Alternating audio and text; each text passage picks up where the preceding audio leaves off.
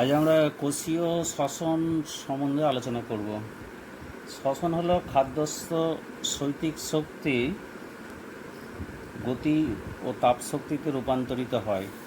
তো এখানে এই শ্বসনগুলো সাধারণত কোষের শ্বসন ক্রিয়াটা কোথায় হচ্ছে? শ্বসন কোষের সাইটোপ্লাজম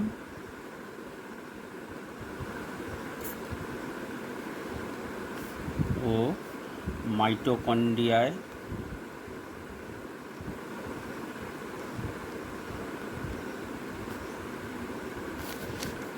সম্পন্ন হয়।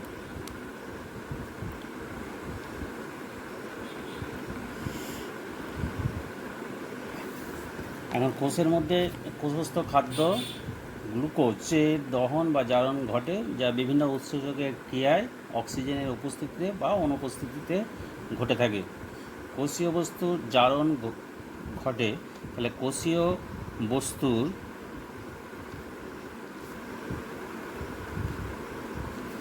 জারণ ঘটে, জারণ ঘটে শক্তি উৎপন্ন হওয়া কি কোষীয় শ্বসন বলে? শক্তি উৎপন্ন হওয়া কি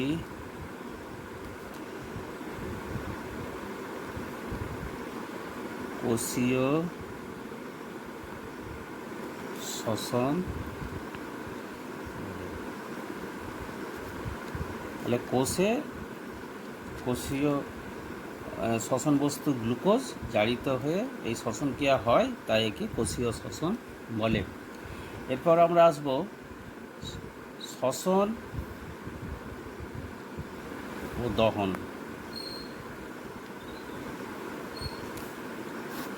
শ্বসন ক্রিয়াটা তো আমরা বলছি বারবার, এটা একটি সজীব কোষে হয় অক্সিজেনের উপস্থিতিতে বা অনুপস্থিতিতে। কোষস্থ খাদ্য জারিত হয়ে তাপ ও শক্তি উৎপন্ন করে। দহন ক্রিয়াটা কি তাহলে? দহন ক্রিয়াটা কিন্তু এটি একটি ভৌত প্রক্রিয়া। এটি কোষের বাহিরে হয় এবং এটি একটি অজৈব রাসায়নিক বিক্রিয়া বলা যেতে পারে, অনিয়ন্ত্রিত বিক্রিয়া বলা যেতে পারে। এটা কোনো উৎসেচকের ভূমিকা থাকে না। এরা সরাসরি কোনো দাহ্য বস্তুকে দহন করে সরাসরি শক্তির মুক্তি ঘটায়। সমস্ত শক্তিটারই মুক্তি ঘটে। এই প্রক্রিয়া আলো তাপ উভয় উৎপন্ন হয়, কিন্তু কোনো এটিপি উৎপন্ন হয় না। আর শ্বসন প্রক্রিয়াটা কি বলা হলো না, শ্বসন একটি জৈব রাসায়নিক প্রক্রিয়া। শ্বসন প্রক্রিয়ার খাদ্যবস্তু ধাপে ধাপে জারিত হয়ে শক্তি নির্গত হয়, একটি নিয়ন্ত্রিত দহন প্রক্রিয়া। এই প্রক্রিয়া উৎসেচকের গুরুত্বপূর্ণ ভূমিকা থাকে। শ্বসন জীবদেহের প্রতিটি সজীব কোষে দিবারাত্ম হয়, কিন্তু দহন যখন খুশি হয় দাহ্য বস্তুতে। আর এই প্রক্রিয়াটি অক্সিজেন ছাড়াও অক্সিজেনের উপস্থিতিতে ঘটতে পারে। শ্বসনের শক্তির মুক্তি ধীরে ধীরে ঘটে, আর দহনের শক্তির মুক্তি দ্রুত ঘটে। এই প্রক্রিয়া আলো উৎপন্ন হয় না শ্বসনে, কিন্তু দহনে আলো তাপ উভয় উৎপন্ন হয়। আর শ্বসনে এটিপির মধ্যে শক্তি সঞ্চিত হয়, দহনে এটিপির মধ্যে শক্তি সঞ্চিত হয় না। এটা তোমাদের পাঠ্যপুস্তকে দেওয়া আছে, ভালো করে দেখে পড়ে নেবে। এবারে আমি আসবো কোষীয় শ্বসনের প্রকার। কোষীয় শ্বসনের প্রকার। এখন কোষীয় শ্বসন 3 প্রকার। তাহলে কোষীয় শ্বসন কত প্রকার হলো? কোষীয় শ্বসন 3 প্রকার।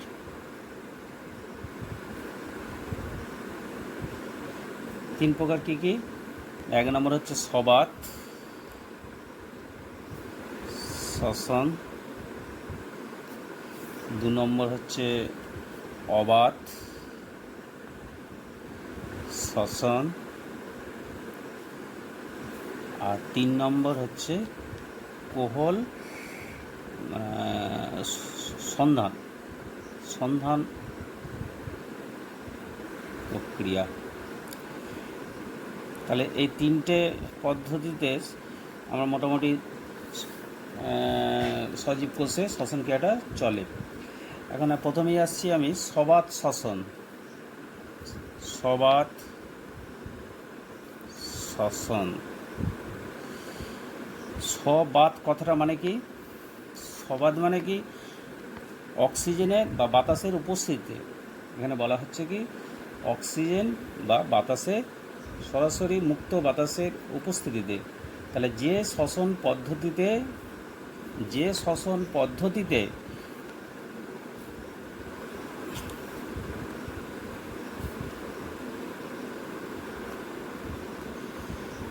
মুক্ত অক্সিজেনের উপস্থিতিতে, O2-র উপস্থিতিতে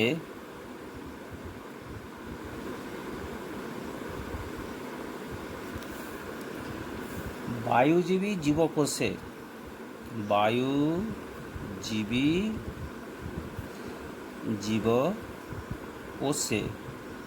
কাদের হচ্ছে? যারা বায়ুজীবী জীব তাদের জীবকোষে মধ্যস্থ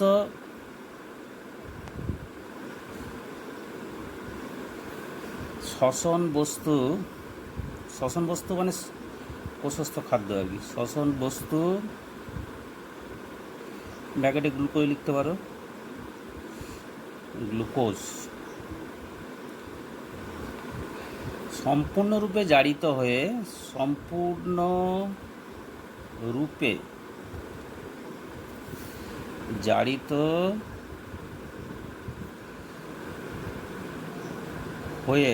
কি উৎপন্ন করে? জারিত হয়ে কার্বন ডাইঅক্সাইড, জল এবং শ্বসন বস্তুর মধ্যস্থ শক্তি সম্পূর্ণরূপে নির্গত হয়। শ্বসন বস্তু মধ্যস্থ শক্তি সম্পূর্ণরূপে নির্গত হয়।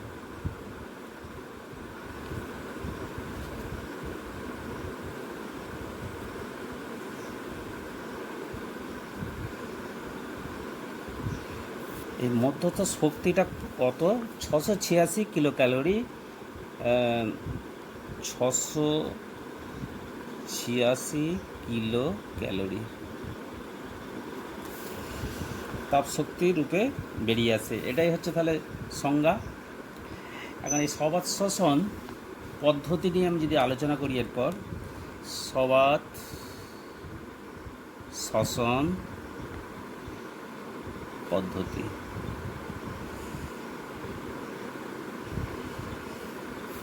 সবাত শ্বসন পদ্ধতি আলোচনা করার আগে তাহলে আমাকে সবাত শ্বসনের সংকেতটা লিখতে হয়। তাহলে গ্লুকোজের সংকেত কি? C6H12O6 plus 6O2। এখানে উৎসেচক ব্যবহৃত হচ্ছে। উৎসেচক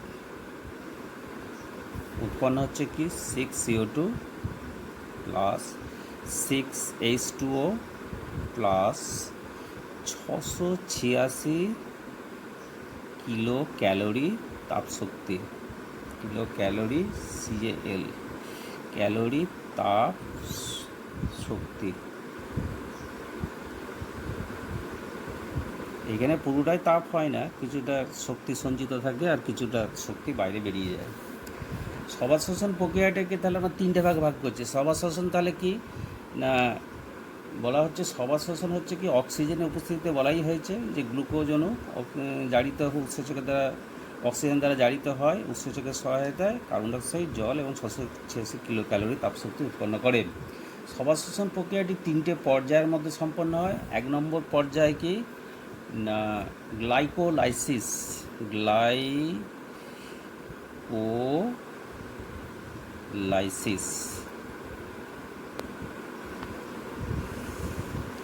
2 নম্বরটা কি তাহলে না গ্লাইকোলাইসিসটা একটু বলে দিই। গ্লাইকোলাইসিস কাকে বলে? গ্লাইকোলাইসিস হচ্ছে কি যে এক অণু গ্লুকোজ জারিত হয়ে 2 অণু পাইরুভিক অ্যাসিড উৎপন্ন হয়, তাকে বলা হচ্ছে গ্লাইকোলাইসিস। তাহলে এক অণু গ্লুকোজ উৎসেচকের দ্বারা জারিত হয়ে 2 অণু পাইরুভিক অ্যাসিড উৎপন্ন হয় এবং এটিপি উৎপন্ন হয়। 2 অণু পাইরুভিক অ্যাসিড ও এটিপি উৎপন্ন হয়। এটা হচ্ছে গ্লাইকোলাইসিস প্রক্রিয়া। এরপরে কি ক্রেবস চক্র যদি ধরা যায়, তাহলে ক্রেবস চক্রকে বলা হচ্ছে কি না পাইরুভিক অ্যাসিডের পরবর্তী জারণে, তাহলে ক্রেবস চক্র যদি বলি, তাহলে ক্রেবস চক্র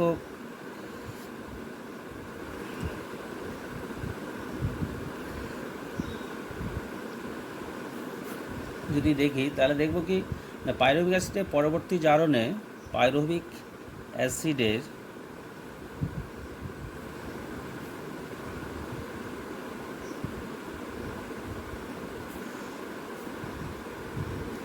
পরবর্তী জারণে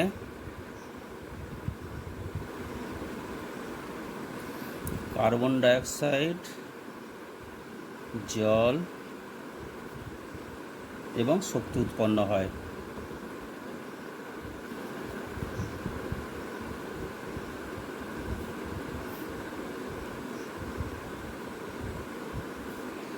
তাহলে এটাকে আমরা কি বলবো? ক্রেবস চক্র। এরপরে 3 নম্বরটা কি তাহলে হলো? 3 নম্বরটা হচ্ছে প্রান্তীয় শ্বসন। প্রান্তীয় শ্বসন। তাহলে প্রান্তীয় শ্বসনটা কি না এটা আচ্ছা, ক্রেবস চক্রটা কোথায় হয়? মাইটোকন্ড্রিয়ায় হয়। গ্লাইকোলাইসিসটা কোথায় হয়? সাইটোপ্লাজমে হয়। প্রান্তীয় শ্বসনটাও মাইটোকন্ড্রিয়ায় হয়। তো মাইটোকন্ড্রিয়ার অন্তঃপর্দায় এটা ঘটে। যাই হোক, বিভিন্ন উৎসেচকের দ্বারা এই প্রান্তীয় শ্বসনটা কী হয়? তার প্রান্তীয় শ্বসনে যুক্ত হয়েছে কাদের সাথে না গ্লাইকোলাইসিস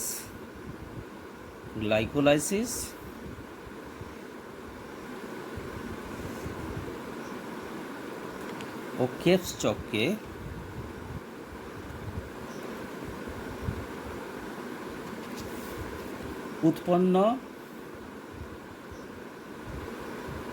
উৎপন্ন বিজারিত হাইড্রোজেনের গাহকগুলি বিজারিত হাইড্রোজেন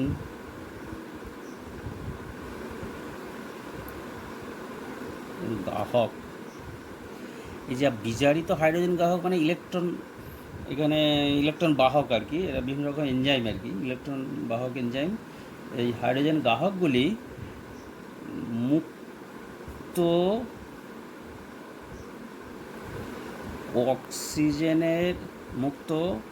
আণবিক অক্সিজেনের দ্বারা সম্পূর্ণরূপে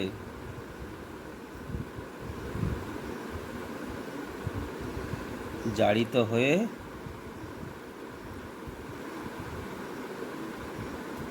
জল ও শক্তি মুক্তি পাওয়া যায়। জল ও শক্তি সম্পূর্ণ মুক্তি হয়। এটাই বলা হচ্ছে কি প্রান্তীয় শ্বসন। এরপর আমরা অবাধ শ্বসন সম্বন্ধে আলোচনা করব। যে অবাধ শ্বসনের সংজ্ঞাটা বলা হচ্ছে কি যে শ্বসন প্রক্রিয়ায়, তাহলে যে শ্বসন প্রক্রিয়ায়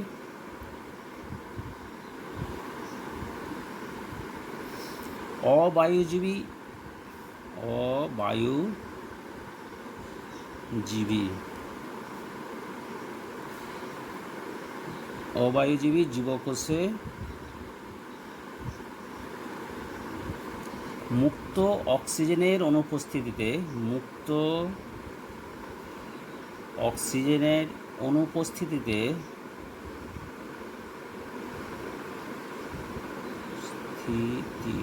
অনুপস্থিতিতে প্রশস্ত খাদ্য, বিশেষ করে গ্লুকোজ, তাহলে প্রশস্ত খাদ্য প্রধানত গ্লুকোজ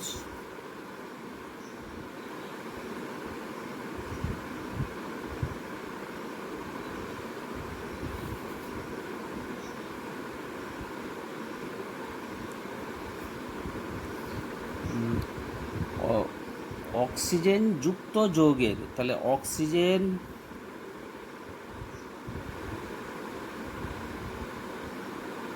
যুক্ত যৌগের অক্সিজেন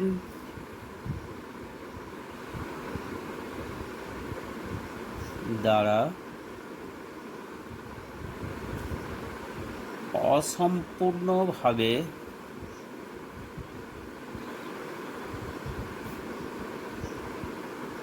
জারিত হয়ে কার্বন ডাই অক্সাইড, জল ও অল্প পরিমাণ শক্তি উৎপন্ন করে, তাকে অবাত শ্বসন বলে। এখানে আমরা অবাত মানে কি, মুক্ত বাতাস বা অক্সিজেনের অভাব আছে এখানে আর কি, মানে অনুপস্থিতিতে। তাহলে মুক্ত অক্সিজেন অনুপস্থিতিতে অক্সিজেনযুক্ত যৌগ বলতে কি, সালফেট SO4 আছে, সালফেট, নাইট্রেট NO3 আছে, ও আছে, কার্বনেট CO3 আছে, এই সমস্ত যৌগের সঙ্গে বিক্রিয়া হচ্ছে করে ওখান থেকে অক্সিজেনটা নিচ্ছে। তাহলে সংজ্ঞা থেকে আমরা যদি ইয়েটা করি, সমীকরণটা লিখি, তাহলে সমীকরণটা লিখলে কি পাবো আমরা, সমীকরণটা তাহলে glucose C6H12O6 plus 12NO2 NO3 nitrate, এর সঙ্গে উৎসেচকে থাকবে। বিক্রিয়া করলে কি উৎপন্ন হবে না, কার্বন ডাইঅক্সাইড বলেছি 6CO2, জলও বলেছি তাহলে 6H2O, আর কি বলা হয়েছে না, ওই যৌগটা নাইট্রাইট যৌগ, কার্বনাইট যৌগ, এখানে নাইট্রাইট যৌগ হচ্ছে প্লাস NO2 প্লাস শক্তি 50 কিলো ক্যালোরি শক্তি। তাহলে 50 কিলো ক্যালোরি শক্তি পাওয়া যাচ্ছে। তাহলে আমরা এইটা সংজ্ঞাটা পাচ্ছি কি, গ্লুকোজ খাদ্যটা আংশিকভাবে জারিত হয়ে উৎসেচকের দ্বারা কার্বন ডাইঅক্সাইড, জল আর নাইট্রেট যৌগ একটা তৈরি হয়েছে, অজৈব যৌগ, আর 50 কিলো ক্যালোরি তাপশক্তি পাওয়া যায়। এটা কি বলা হচ্ছে অবাত শোষণ। অবাত শোষণ কাদের হয়? আচ্ছা, অবাত শোষণ সাধারণত ব্যাকটেরিয়াদের ক্ষেত্রে হতে পারে, যেমন ধরো সালফার ব্যাকটেরিয়া, ডিনাইট্রিফাইং ব্যাকটেরিয়া, এদের ক্ষেত্রে হয়। তাহলে sulphur bacteria, methane bacteria, denitrifying ব্যাকটেরিয়ার ক্ষেত্রে অবাত শোষণ হয়। তাহলে এদের কাদের হয় না, সালফার ব্যাকটেরিয়া,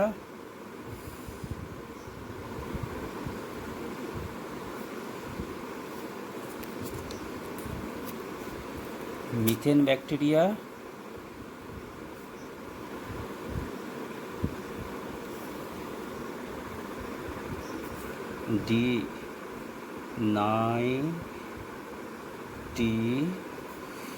ডিনাইট্রিফাইং ব্যাকটেরিয়া।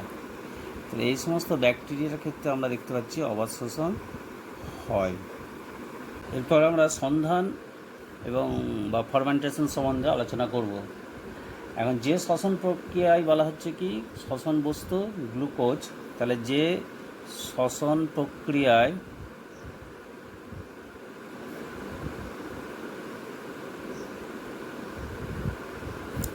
শ্বসন বস্তু প্রধানত গ্লুকোজ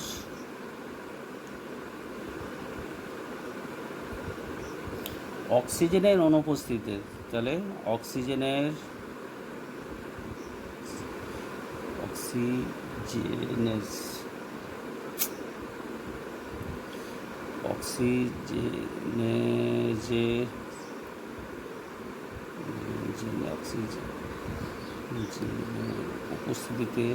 অনুপস্থিতিতে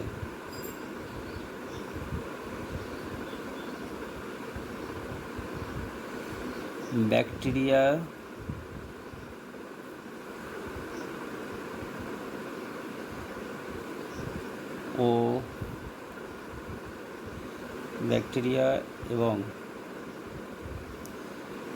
ইস্ট জাতীয় ছত্রাকের দেহকোষ নিঃসৃত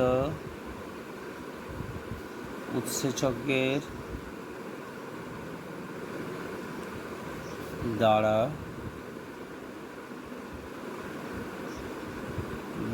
আংশিকভাবে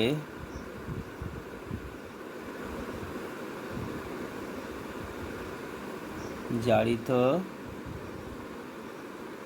হয়ে বিভিন্ন জৈব যৌগ উৎপন্ন করে। বিভিন্ন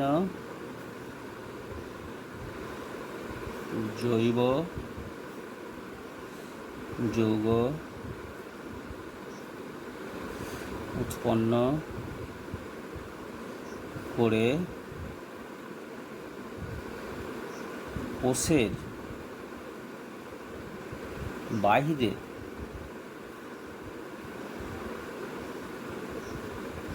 বাহিরে সঞ্চিত হয়।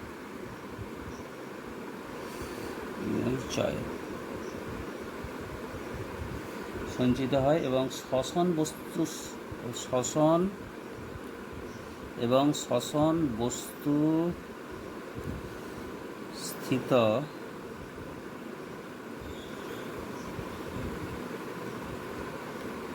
শক্তির আংশিক মুক্তি ঘটে।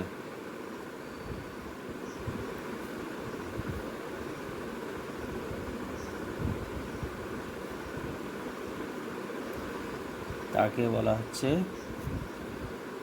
কোষ সন্ধান বা কোহলবালি সন্ধান প্রক্রিয়া।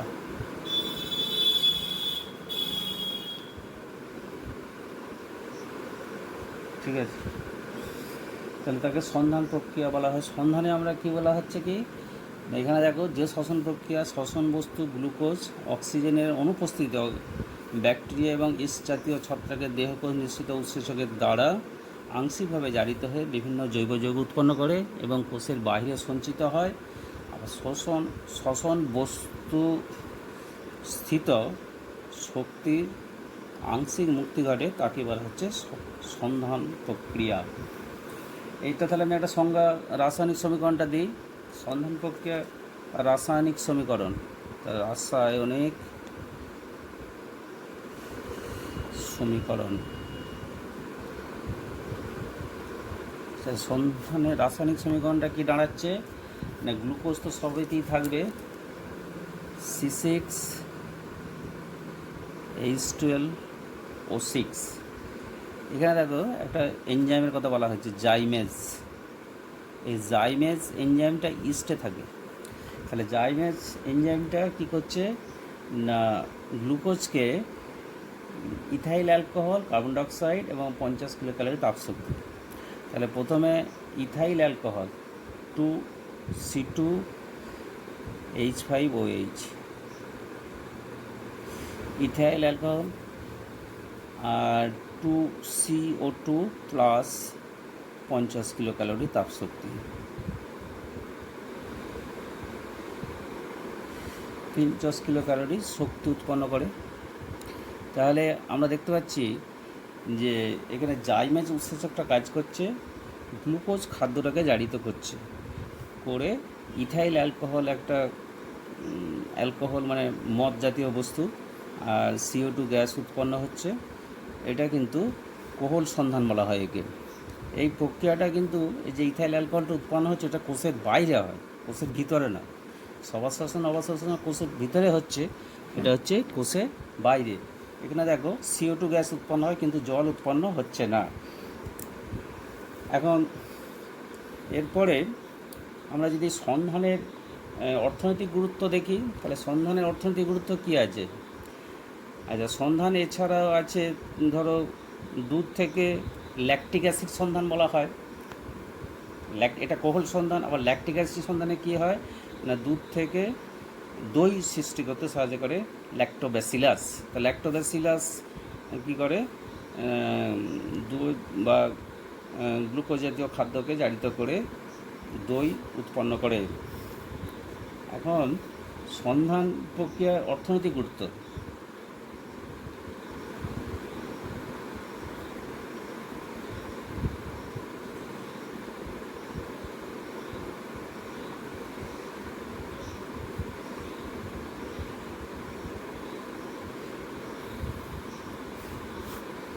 সন্ধান প্রক্রিয়ার মাধ্যমে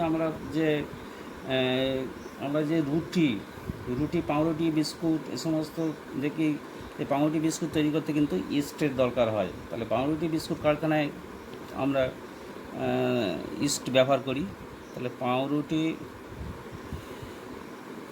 ও বিস্কুট তৈরিতে ব্যবহৃত হয়, ইস্ট ব্যবহৃত হয়।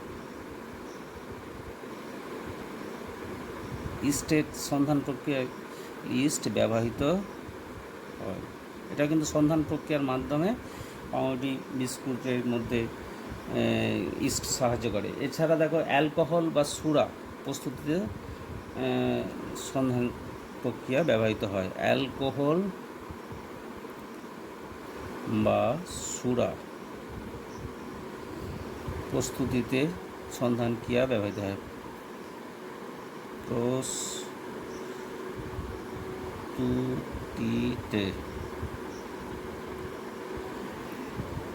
চিকিৎসা বিজ্ঞানে বহুল ইথাইল অ্যালকোহল ব্যবহার হয়। তাহলে চিকিৎসা গবেষণাগারে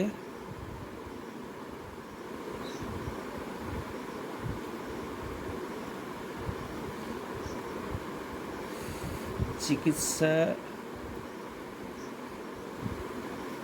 বিজ্ঞানে ইথাইল অ্যালকোহল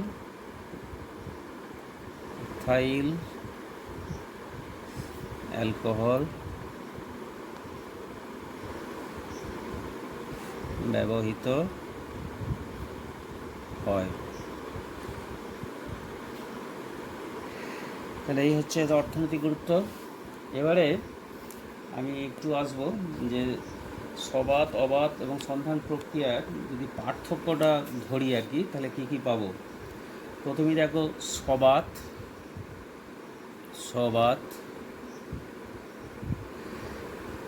শ্বসন, অবাত শ্বসন, তারপরে হচ্ছে কি সন্ধান ক্রিয়া বা প্রক্রিয়া। তাহলে এই পার্থক্যগুলো দেখি। সবাত শ্বসনে আমরা কি পাচ্ছি না, সবাত শ্বসনে এক নম্বর যে সবাত মানে অক্সিজেনের উপস্থিতিতে, তাহলে মুক্ত অক্সিজেনের উপস্থিতিতে ঘটে।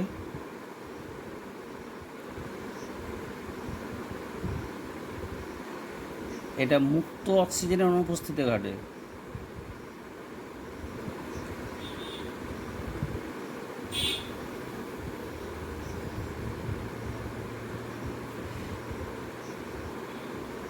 এটা মুক্ত অক্সিজেন অনুপস্থিতি ঘটে। এটা অক্সিজেনের, এখানেও মুক্ত অক্সিজেনের অনুপস্থিতি ঘটে।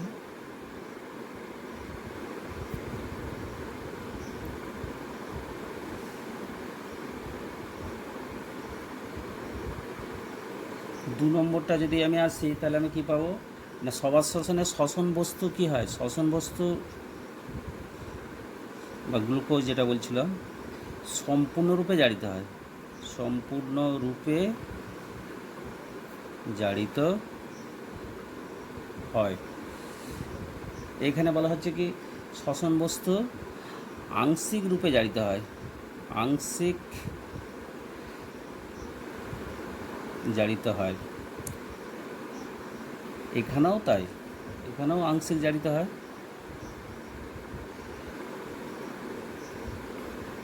তাহলে এখানে সম্পূর্ণরূপে জারিত হয়, এখানে দুটোই আংশিক জারিত হয়। আর উৎপন্ন বস্তু বলতে কার্বন ডাইঅক্সাইড, তাহলে 3 নম্বরটা যদি দেখি আমি তাহলে দেখো এর উৎপন্ন বস্তু কি আছে, কার্বন ডাইঅক্সাইড, CO2, জল আর শক্তি তো আছে। আর এখানে উৎপন্ন বস্তু কি আছে, কার্বন ডাইঅক্সাইড, জল আর জৈব অক্সাইড। তাহলে CO2, জল, জৈব অক্সাইড NO2 এগুলোও হয়। আর এখানে কি থাকে, ইথাইল অ্যালকোহল, ইথাইল অ্যালকোহল সংকেতটা কি C2H5OH, ইথাইল অ্যালকোহল। আর ইথাইল অ্যালকোহল উৎপন্ন হচ্ছে CO2 উৎপন্ন হয়। আর ল্যাকটিক অ্যাসিড সন্ধানে কিন্তু CO2 উৎপন্ন হয় না, তাহলে ল্যাকটিক অ্যাসিড সন্ধানে এখানে জল উৎপন্ন হয় না। যাই হোক, শক্তি তো থাকেই। আচ্ছা, এখানে শক্তির দিক দিয়ে যদি দেখি তাহলে এখানে কি পাবো না, এখানে পাবো কি সম্পূর্ণ শক্তি নির্গত হয়, সম্পূর্ণ শক্তি পাওয়া যায় 686 কিলো ক্যালোরি। এক গ্রাম গ্লুকোজ জারিত হয়ে 686 কিলো ক্যালোরি তাপশক্তি পাওয়া যায়। এখানেও বলা হচ্ছে আংশিক শক্তি পাওয়া যায়, তাহলে এখানে কত 50 কিলো ক্যালোরি শক্তি পাওয়া যায়, ক্যালোরি শক্তি পাওয়া যায়।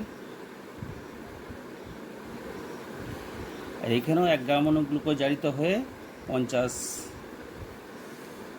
30 থেকে 50 কিলো ক্যালোরি, তাহলে এখানে 30 থেকে 50 কিলো ক্যালোরি শক্তি পাওয়া যায়, ক্যালোরি শক্তি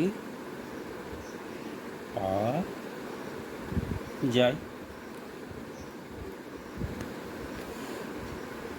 তাহলে দেখলে যে এখানে সবার শোষণে কার্বন ডাইঅক্সাইড উৎপন্ন হচ্ছে। হ্যাঁ, সন্ধান প্রক্রিয়া তো কোহল সন্ধানে কার্বন ডাইঅক্সাইড উৎপন্ন হয়, অবাধ শোষণেও কার্বন ডাইঅক্সাইড উৎপন্ন হয়, সবার শোষণে জল উৎপন্ন হচ্ছে, অবাধ শোষণেও জল উৎপন্ন হচ্ছে, কিন্তু সন্ধান প্রক্রিয়ায় জল উৎপন্ন হয় না। আর একটা জিনিস বলা হলো না, সেটা হচ্ছে কি যে সবাধ শোষণ অবাধ শোষণ কোষের মধ্যে হয়, কোষের ভিতরে হয়, আর সন্ধান ক্রিয়াটা কিন্তু কোষের বাইরে হয়।